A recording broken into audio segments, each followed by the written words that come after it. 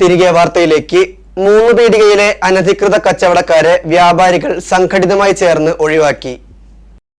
3 പീടികയിലെ വ്യാപാരികൾ സംഘടിതമായി ചേർന്ന് 3 പീടിക ടൗണിൽ കടകളുടെ മുൻപിൽ പഞ്ചായത്ത് ലൈസൻസും ഹെൽത്ത് കാർഡുമില്ലാതെ അനധികൃതമായി കച്ചവടം ചെയ്യുന്ന വഴിവാണിഭക്കാരെ ടൗണിൽ നിന്ന് മാറ്റി.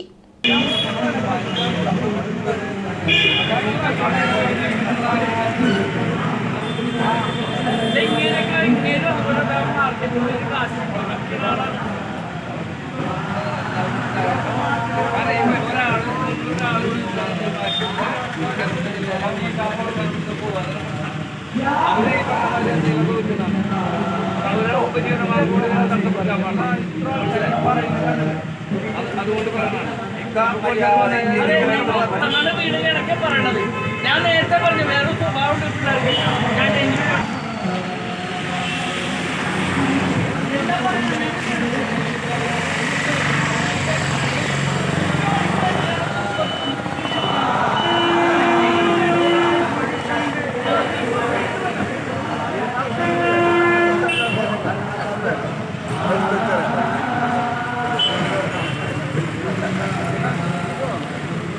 മൂന്നുവീടുക ടൗൺ കയ്പമംഗലം പഞ്ചായത്തിന്റെ പ്രദേശത്ത് വഴിയോര കച്ചവടം നിരോധിച്ച് പഞ്ചായത്ത് സർക്കുലർ ഇറക്കിയിട്ടുണ്ട്.